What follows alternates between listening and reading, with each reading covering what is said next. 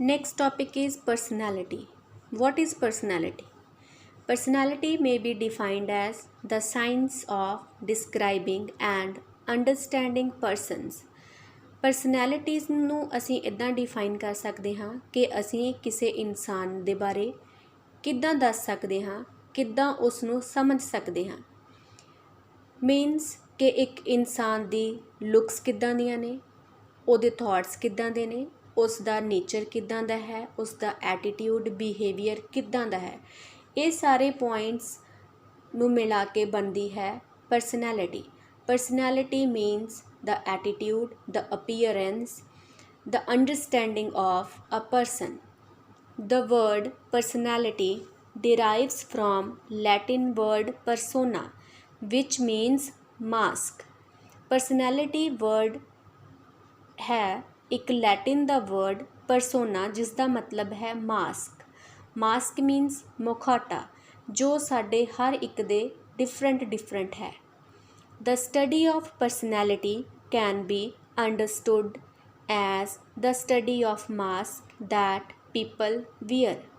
Personality ਦੀ study ਇੱਦਾਂ ਸਮਝੀ ਜਾਂਦੀ ਹੈ ਉਹ ਮਾਸਕ ਦੀ ਸਟੱਡੀ ਜੋ ਹਰ ਇੱਕ ਇਨਸਾਨ ਨੇ ਪਹਿਨ ਰੱਖਿਆ ਹੈ।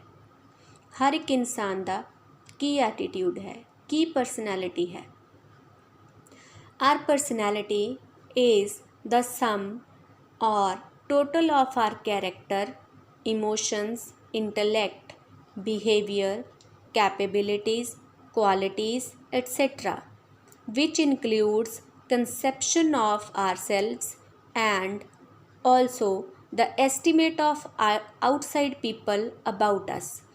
Personality total है साडे character ਦਾ, साडे emotions ਦਾ, साडे intelligence level ਦਾ, behavior ਦਾ, ਸਾਡੀਆਂ ਸਕਿੱਲਸ ਦਾ, ਕੈਪੇਬਿਲਿਟੀਜ਼ ਦਾ, ਕੁਆਲਿਟੀਜ਼ ਦਾ, ਜਿਹੜਾ ਕਿ ਹੋਰ ਇਨਕਲੂਡ ਕਰਦਾ ਹੈ ਸਾਡੇ ਆਪਣੇ ਆਪ ਦੀ ਥਿੰਕਿੰਗ ਨੂੰ ਐਂਡ ਬਾਕੀ ਦੇ ਲੋਕ ਸਾਡੇ ਬਾਰੇ ਕੀ ਸੋਚਦੇ ਹਨ। ਇਹਨਾਂ ਸਾਰੀਆਂ ਟਰਮਸ ਨੂੰ ਮਿਲਾ ਕੇ ਜੋ ਬਣਦਾ ਹੈ ਉਸ ਨੂੰ ਪਰਸਨੈਲਿਟੀ ਕਹਿੰਦੇ ਹਨ। ਇਨ total personality means what we are, what we think and what we do. ਦੂਸਰੇ ਸ਼ਬਦਾਂ ਵਿੱਚ ਪਰਸਨੈਲਿਟੀ ਨੂੰ ਅਸੀਂ ਕਹਿ ਸਕਦੇ ਹਾਂ ਅਸੀਂ ਕੀ ਹਾਂ, ਅਸੀਂ ਕੀ ਸੋਚਦੇ ਹਾਂ ਅਤੇ ਅਸੀਂ ਕੀ ਕਰਦੇ ਹਾਂ। Our personality is in main 5 domains. Personality ਦੇ ਵਿਸ਼ੇਸ਼ ਤੌਰ 'ਤੇ 5 ਵੱਖ-ਵੱਖ ਹਿੱਸੇ ਹਨ: physical, energical, mental, intellectual and blissful. Some of the fundamental characteristics of personality are: number 1, consistency. There is generally a recognizable order and regularity to behaviors. Essentially, people act in the same ways in a variety of situations.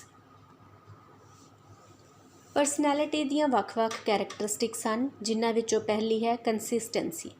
Consistency means ਅਨਚੇਂਜਿੰਗ ਔਰ ਨਾਟ changing behaviour. ਕੁਝ persons ਨੇ ਜਿਹੜੀਆਂ ਕਿ ਅਲੱਗ-ਅਲੱਗ situation ਦੇ ਵਿੱਚ ਇੱਕੋ ਜਿਹਾ ਹੀ ਸੋਚਦੇ ਹਨ, ਉਸ ਕੈਰੈਕਟਰਿਸਟਿਕ ਨੂੰ ਕੰਸਿਸਟੈਂਸੀ ਆਖਿਆ ਜਾਂਦਾ ਹੈ। Second characteristic is psychological and physiological. Personality is a psychological construct, but research suggests that it is also influenced by biological processes and needs. Second characteristic personality ਦੀ ਹੈ psychological and physiological behavior. ਇੱਕ person psychologically ਮਾਨਸਿਕ ਤੌਰ 'ਤੇ ਅਤੇ physiologically ਕਿੱਦਾਂ behave ਕਰਦਾ ਹੈ। Third is multiple expressions. Personality is displayed in more than just behavior. It can also be seen in thoughts, feelings, close relationships, and other social interactions. Third characteristic personality ਦੀ ਹੈ expressions, multiple expressions. Personality ਨੂੰ ਅਸੀਂ behavior ਤੋਂ ਅਲੱਗ ਦੇਖ ਸਕਦੇ ਹਾਂ। Multiple expressions ਦੱਸਦੇ ਹਨ ਕਿ ਇੱਕ ਇਨਸਾਨ ਦੀਆਂ ਥਾਟਸ ਕਿੱਦਾਂ ਦੀਆਂ ਹਨ, ਉਸ ਦੀਆਂ ਫੀਲਿੰਗਸ ਕਿੱਦਾਂ ਦੀਆਂ ਹਨ, ਉਸ ਦੇ ਰਿਲੇਸ਼ਨਸ਼ਿਪਸ ਕਿੱਦਾਂ ਦੇ ਹਨ ਅਤੇ ਉਹ ਸੋਸਾਇਟੀ ਦੇ ਵਿੱਚ ਕਿੱਦਾਂ ਵਿਚਰਦਾ ਹੈ। Last is impact behaviors and actions. Personality does not just influence how we move and respond in our environment, it also causes us to act in certain ways. Next characteristic of personality is behaviors and actions. Means ਆਪਣੀ life ਦੇ different situation ਦੇ ਵਿੱਚ ਅਸੀਂ ਕਿੱਦਾਂ behave ਕਰਦੇ ਹਾਂ, ਕਿਸੇ ਇੱਕ ਪਰਟੀਕੂਲਰ ਸਿਚੁਏਸ਼ਨ ਨੂੰ ਲੈ ਕੇ ਅਸੀਂ ਸਾਡਾ ਰਿਸਪੌਂਸ ਕਿੱਦਾਂ ਦਾ ਹੁੰਦਾ ਹੈ।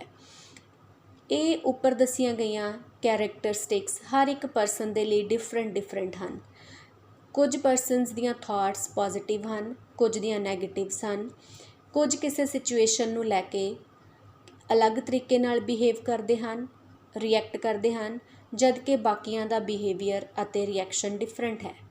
ਇਹ ਸਾਰੀਆਂ ਕੈਰੈਕਟਰਿਸਟਿਕਸ ਨੂੰ ਮਿਲਾ ਕੇ ਇਹਨਾਂ ਸਾਰੀਆਂ ਕੈਪੇਬਿਲਿਟੀਜ਼ ਨੂੰ, ਅਬਿਲਿਟੀਜ਼ ਨੂੰ, ਟੈਲੈਂਟਸ ਨੂੰ, ਥਾਟਸ ਨੂੰ, ਇਮੋਸ਼ਨਸ ਨੂੰ ਮਿਲਾ ਕੇ ਇੱਕ ਟਰਮ ਬਣਦੀ ਹੈ ਜਿਸ ਨੂੰ ਅਸੀਂ ਪਰਸਨੈਲਿਟੀ ਕਹਿੰਦੇ ਹਾਂ, ਜੋ ਕਿ ਹਰ ਇੱਕ ਪਰਸਨ ਦੀ ਡਿਫਰੈਂਟ ਹੈ।